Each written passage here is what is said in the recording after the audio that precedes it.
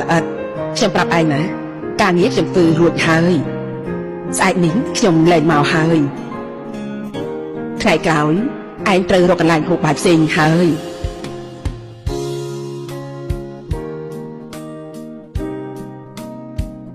អ៊ំស្រី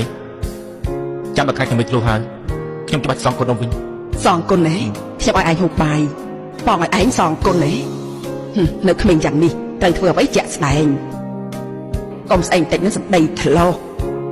ខ្ញុំឃើញឯងជាប្រុសអត់ឃ្លានគួរអាណិតទើបបានจะឲ្យបាយឯងហូប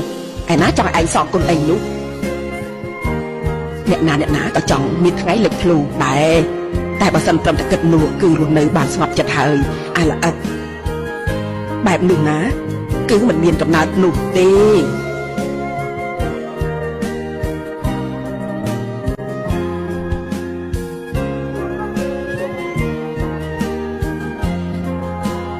លោកជាអ្នកណាហេតុអីក៏មកផ្ទះខ្ញុំណាមីងច្រើនឆ្នាំមុនមីងក៏ឲ្យនៅមាត់ទន្លេខ្ញុំស្ទុយទៅនៅមាត់ទន្លេបើថ្ងៃមីងឲ្យបាយខ្ញុំហូប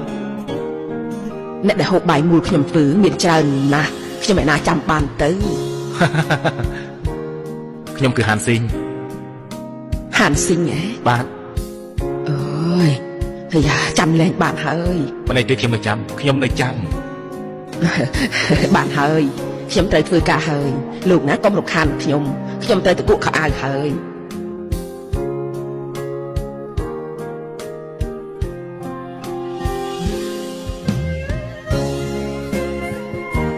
ណាមីងហានស៊ីងមកសម្រេចជាសន្យាច្រើនឆ្នាំមុនអរគុណបាយអ្នកមីងទទួលការគោរពពីហានស៊ីង